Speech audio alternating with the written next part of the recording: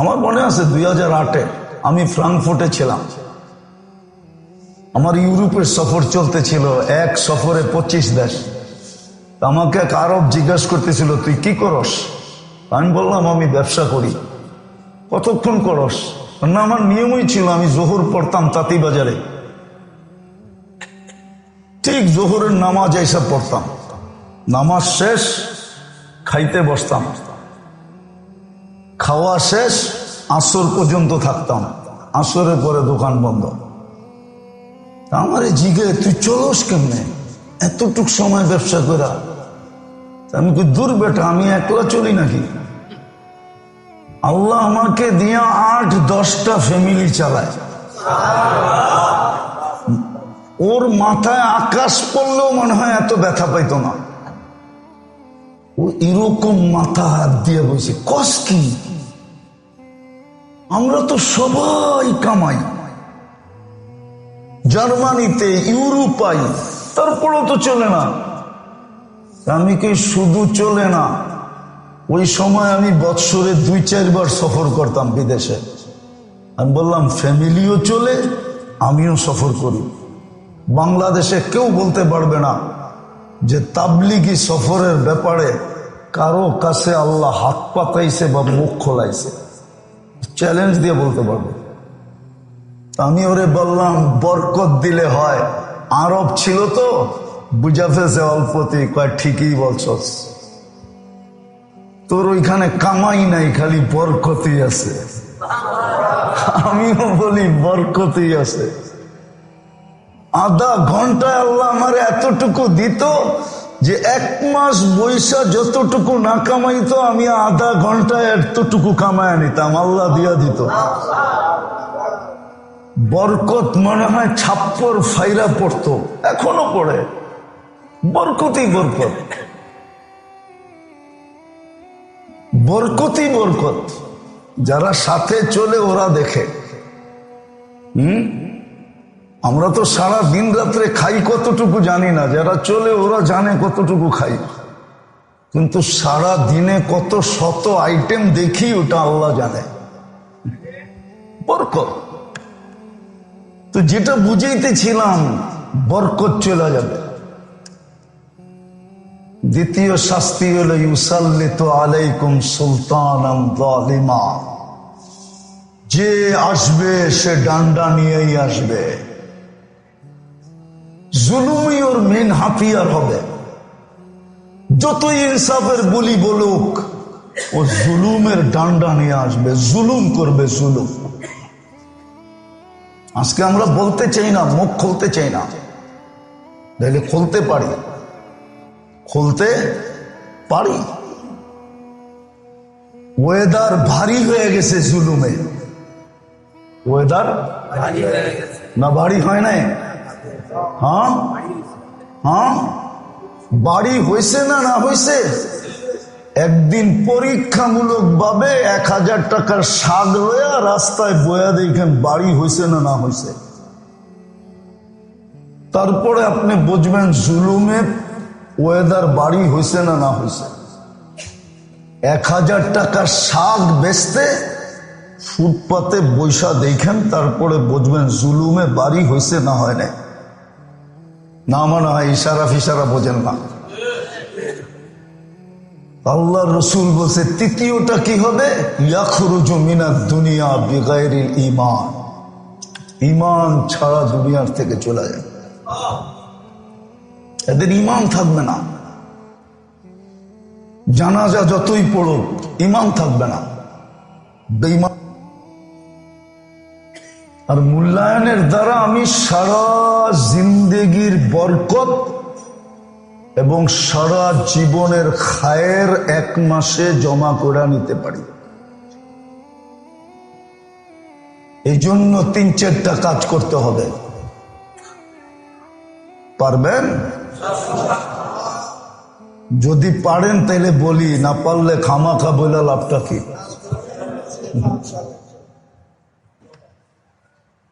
আমল খুব বাড়তে থাকবে। আল্লাহ রসুল হুকুম দিছেন, রোজা রাখো। দিনের রোজা 1 মাসের রোজার সমান। একদিনের রোজা 1 বৎসরের রোজার সমান। আর রাত্র বড়, দিনও ছোট। সেহরি খাইয়া ইফতার করলে মনে হয় যে নাস্তা করে দুপুরে খাইতে বললাম। দিন এরম ছোট, ঠিক না?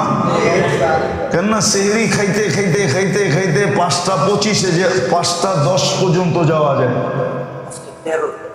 5:14, আরো 5 মিনিট যোগ করেন না, 19। 5 মিনিট বাদেই দেন, আজকে 5:14 সেহরির শেষ সময়। 5:14 খাইলে আবার 5:14 আজান, মনে হবে আপনি দুপুরের খাওয়ান খাইতেছেন। দিন এত ছোট, এই জন্য খুব রোজা রাখা চাই। কমসে কম সপ্তাহে 2টা রাখেন, সোমবার বৃহস্পতিবার, তাও তো 4 সপ্তাহে 8টা হয়ে যাবে। এই জন্য প্রথম তো দোয়া খুব বেশি করা দরকার, আর হলো ইবাদত বন্দেগীকে বাড়ায় দেওয়া দরকার। নামাজ, তাসবিহ, তাহলিল, দুরুদ, ইস্তেগফার, এটা বাড়ায় দেওয়া দরকার। যত বাড়ায় দিতে পারেন, তাইলেই কিন্তু খায়েরের গোডাউন দিয়া ফেলতে পারবেন। বরকতের এত বড় গোডাউন বানাইতে পারবেন, সারা জীবনের জন্য যথেষ্ট হয়ে যাবে।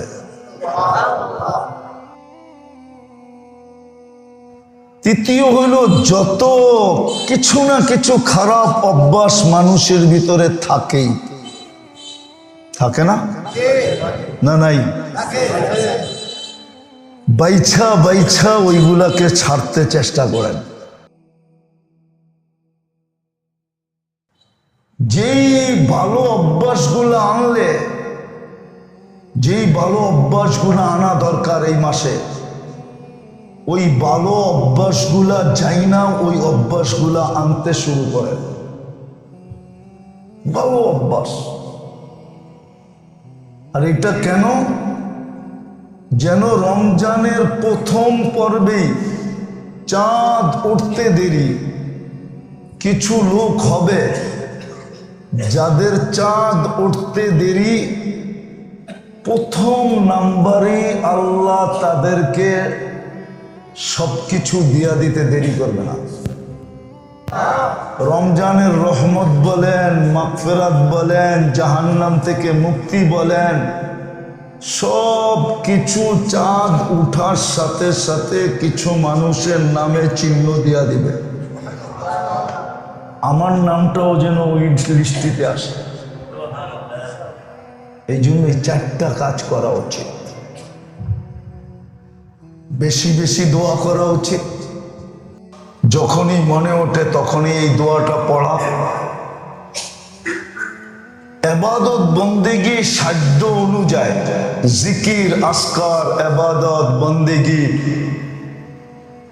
সাধ্য অনুযায়ী এই মাসে বাড়ায় দেওয়া। কিছু অভ্যাস আছে আমাদের, আমারও আছে। দোয়া করেন আল্লাহ যেন আমাদেরকে মুক্ত করে এটার থেকে। কমসে কমে 3 মাস মুক্ত রাখে। কি কি কন বলমু? বলে বললাম অহেতুক মোবাইল ঘাটা, এটার অভ্যাস আমাদের সবাই আছে। প্রয়োজনে ঘাটলো, মেসেজ দেখলো, কোনো প্রসিদ্ধ খবর চলে আসলো, ওটা একটু দেখলো, কিন্তু অহেতুক শুধু মোবাইল ঘাটা, এটা স্বভাব কি? আমি বুজুর্গরও আছে। এই জন্য আমিও আপনার কাছে দোয়া চাইতেছি, আমি অস্বীকার করতেছি না, হয়ে যায় মাঝে মাঝে। আল্লাহ যেন কমসে কম 3 মাস এটার থেকে আমাদেরকে বাঁচায় রাখে। যে প্রয়োজন যতটুক অতটুক ব্যবহার করব, প্রয়োজনের বাহিরে যেন আল্লাহ আমাদেরকে এটার থেকে বাঁচায় রাখেন, অহেতুক কাজ থেকে বাঁচায় রাখেন, ফালতু কাজ থেকে বাঁচায় রাখেন। এরকম আরো কিছু হইতে পারে, আছে, ওইগুলার চিহ্নিত করা করা করা করা ওইগুলার থেকে বাঁচা। আর যেইগুলা করলে লাভ হবে ওইগুলা এই মাসের ভিতরে খুব মনোযোগ দিয়ে করা।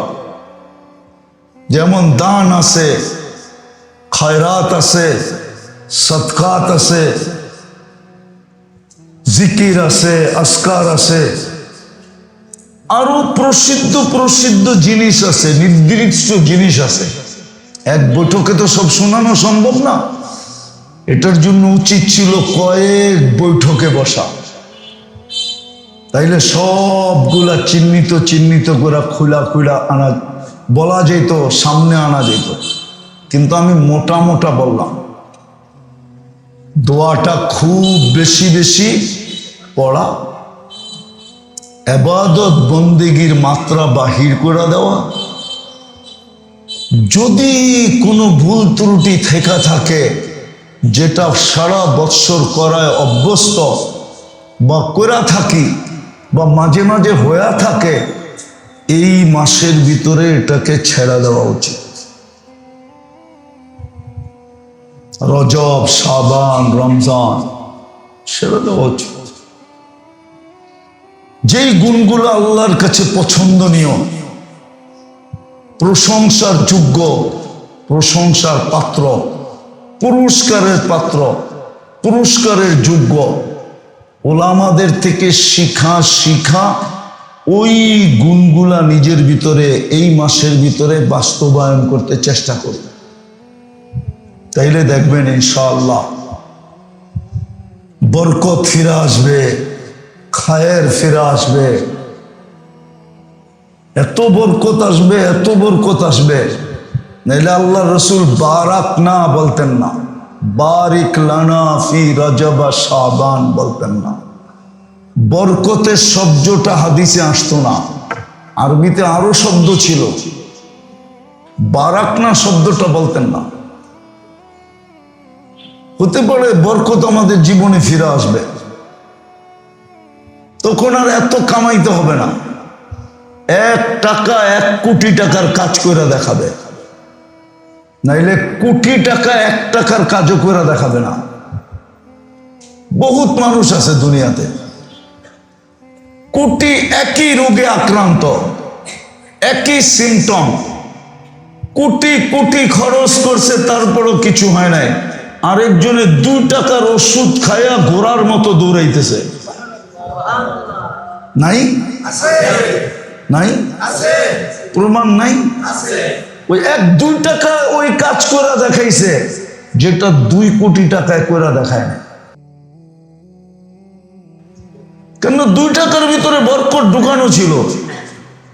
বরকত ট্যাবলেটের ভিতরে গেছে গা, ওই ট্যাবলেট ওর পেটের ভিতরে গেছে গা, পুরো শরীরে বরকত আয়া পড়ছে, এখন ঘোড়ার মতো দৌড়ায়।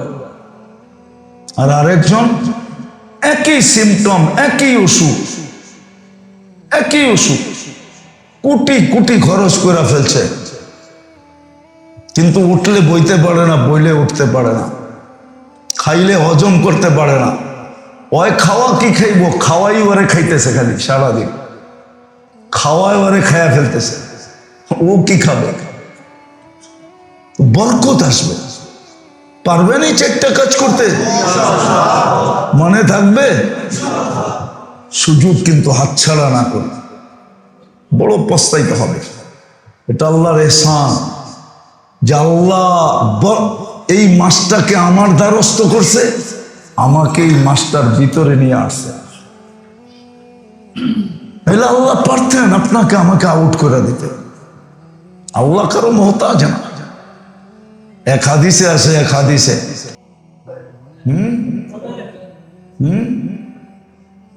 আবার বৈধ মনে করেন না, বৈধ মনে করে আজকের থেকে লাভ দিয়ে ছুটে যায় না। এক হাদিসে আছে, লাউ লাম তাযনাব লা আজআলু খালকান ইয়াজনাব ওয়া ইস্তাগফির। আল্লাহ বলে তোমরা যদি গুনাহ না করো তো এক জাতি বানাবো, ওরা গুনাহ করবে আর ইস্তেগফার করবে। কেন মানুষ গুনাহ না করলে ইস্তেগফার করতে চায় না? তো গুনাহই তো করি না, মাপচামুখি, ঠিক না? আল্লাহর সুযোগ এটা, আল্লাহ আমাদের মুহতাজ না। কোরআনে বলে দিছে, আপনি ভাবছেন মুসলমানের ঘরে জন্ম দিয়েছেন দেখে আল্লাহ ঠেকে গেছে? আপনি ভাবছেন উম্মতে মুহাম্মদী বানাইছে দেখে আল্লাহ ঠেকে গেছে? আল্লাহ বলে ইয়াস্তাবদিল কওমান গায়রাকুম। চোখ দিয়া দেখোস না 600 কোটি রিজার্ভে রাখছি? 600 কোটি কাফের যেটাকে বলতেছেন আপনি, ওটা রিজার্ভে রাখা, রিজার্ভ। বাংলাদেশের সৈনিক, ঘোষিত সৈনিকের সংখ্যার থেকে রিজার্ভ সৈনিকের সংখ্যা অনেক বেশি, যেটা কোনো দেশ সার্কুলেশন দেয় না। কোনো দেশ এটার তথ্য দেয় না যে রিজার্ভ সৈন্য কত। না, মনে হয় বোঝেন না। কোন দেশ এটার ঘোষণা দেয় না, শুধু রানিং সৈন্যটা দেয়, রিজার্ভেরটা দেয় না। আল্লাহ বলে রিজার্ভে 600 কোটি রেখা দিছি, 600 কোটি কাপের রিজার্ভে রেখা দিছি। বেশি তেরিবেরি করবি, ইস্তাবদিল কওমান গায়রাকুম, তো করে লাল কার্ড দেখায় দিয়া বের করে দেব। ইস্তাবদিল কওমান গায়রাকুম ফালা ইয়াকুনু আমসালাকুম, তোদের মতো নিমক হারাম হবে না, অকৃতজ্ঞ হবে না, কপাল পোড়া হবে না, হতভাগা হবে না। নতুন যেটি নিয়ে আসবো, রিজার্ভে রেখা দিছি 600 কোটি।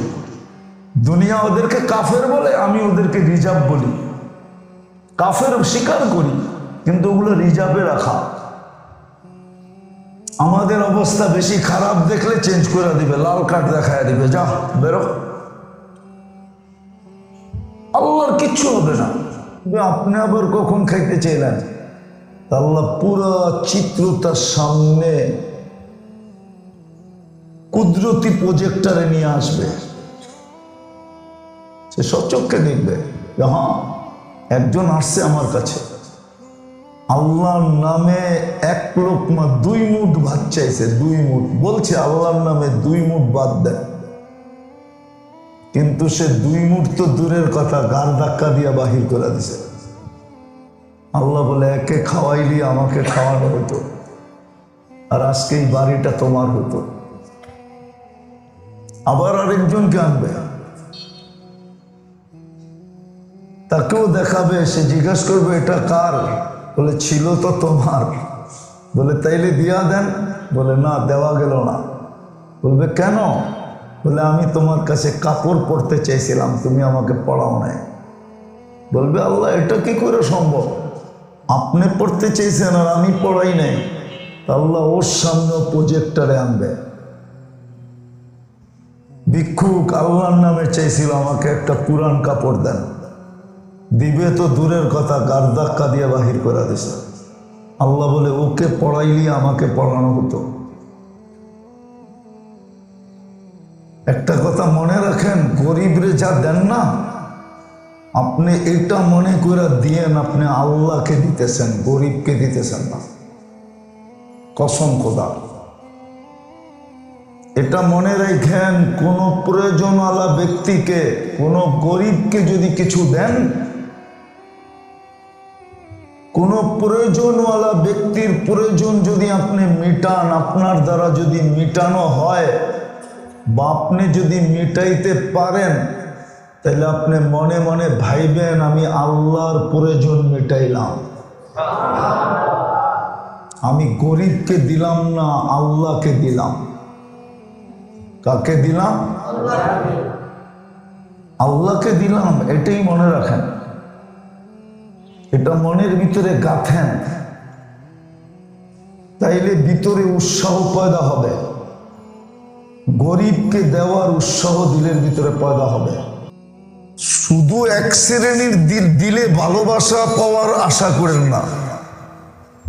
এক শ্রেণীর দিলে ভালোবাসা পাওয়া, এটার নাম ভালোবাসা না।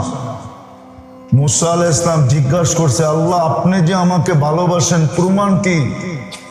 তা আল্লাহ বলছে, গরিব যদি তোমাকে ভালোবাসে এটার প্রমাণ হলো আমি তোমাকে ভালোবাসি।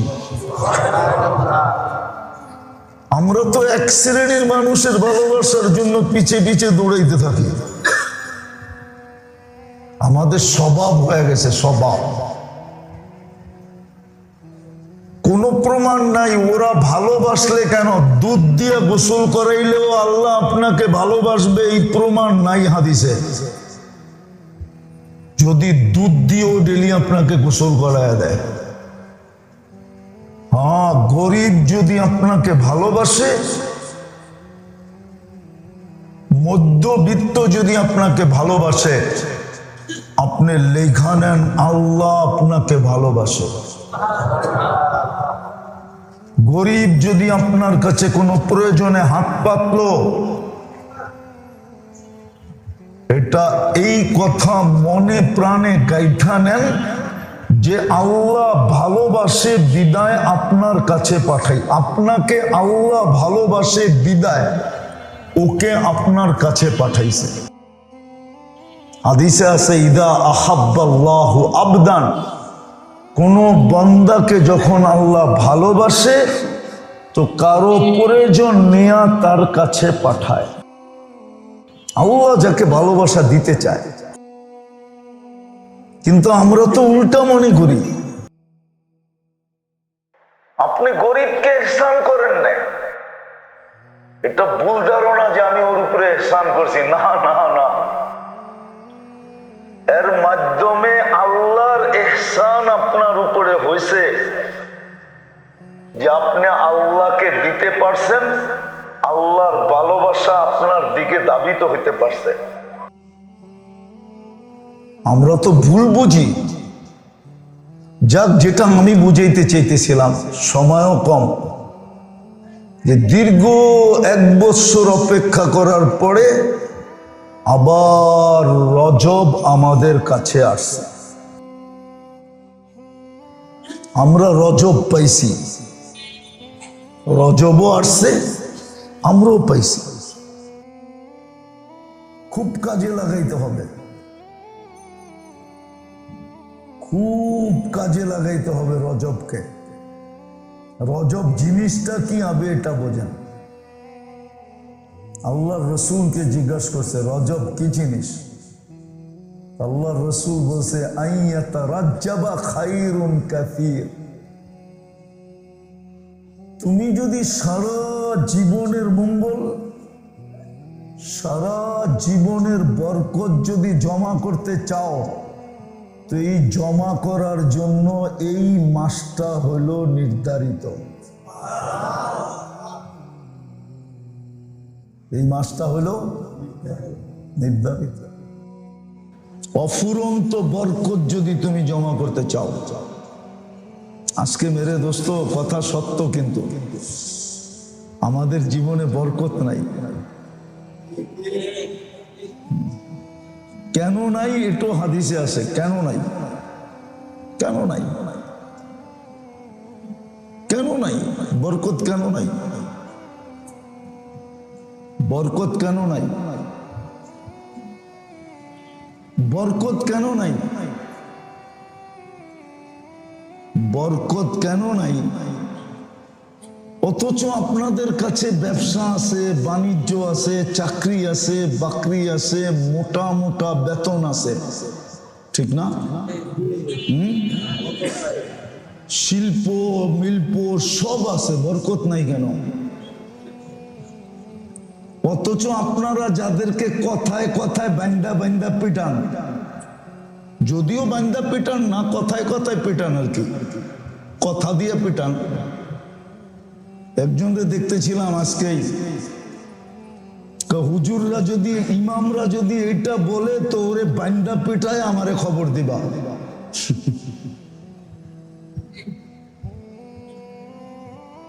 অথচ আপনাদের মসজিদে ইমামতি করা, মুয়াজ্জিনি করা, আলহামদুলিল্লাহ, ওদের বাড়িতে যতটুক বরকত আছে, আপনাদের গাল মন্দ শুনা, আপনাদের কানে ধরা গুরানি সহ্য করা, ওদের বাড়িতে যতটুক বরকত আছে, যদি জানেন তাহলে ডাকাতি করতে ওগো বাড়িতে যাবেন, বরকত ডাকাতি করতে। বরকত টাকা পয়সা তো পাবেন না, হয়তো কোনো কোনায় খোঁচায় বরকত পাইতে পারেন।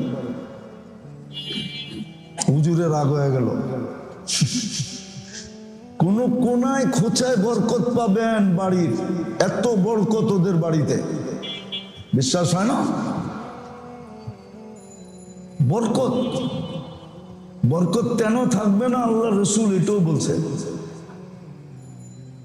বরকত কেন থাকবে না? হাদিসে আছে কেন বরকত থাকবে না। তুনজাউল বরকতু মিন কাসবিহিম, তোমাদের কামাই থাকবে কিন্তু বরকত থাকবে না।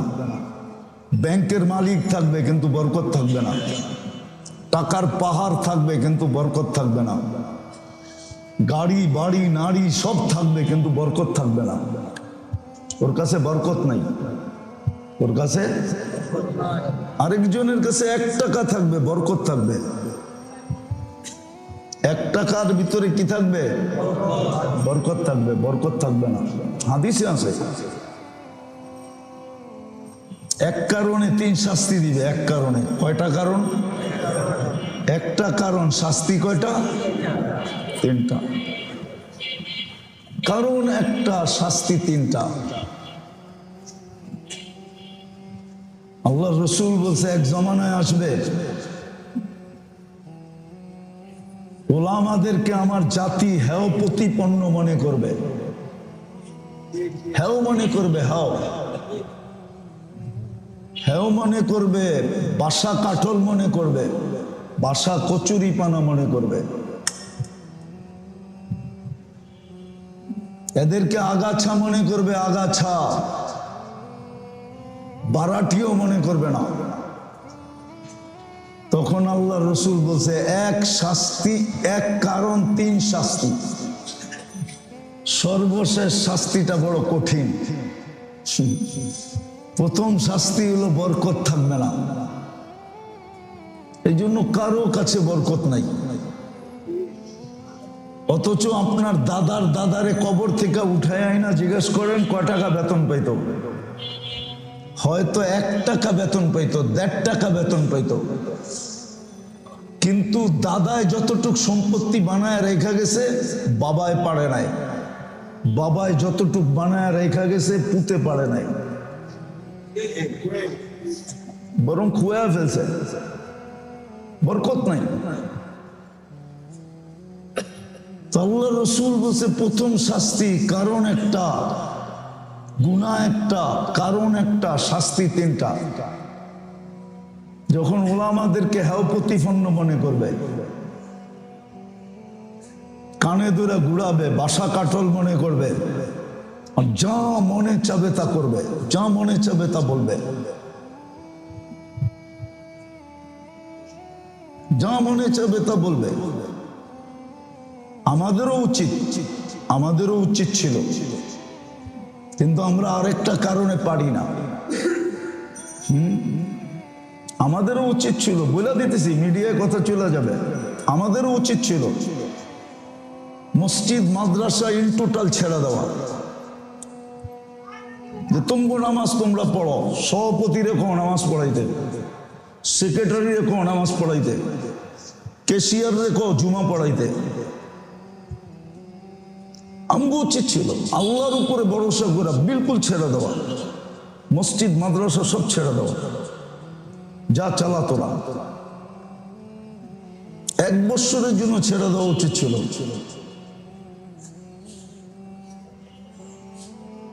আর রোজা রাখা উচিত ছিল। রোজা রাখলে সারাদিনে 1 বেলা খাইলেই হবে, সেহরি পানি দিয়ে করে নিলে হবে। কিন্তু আমরা পারি না। আল্লাহর কাছে কি জবাব দিব? এই জন্য পারি না, নাইলে পারতাম।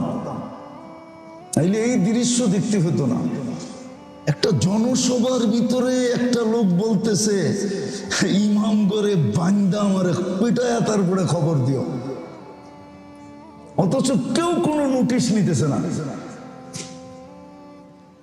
রাষ্ট্র কোনো নোটিশ নিতেছে না, প্রশাসন কোনো নোটিশ নিতেছে না, চুপচাপ মানে সবাই হাততালি দিতেছে।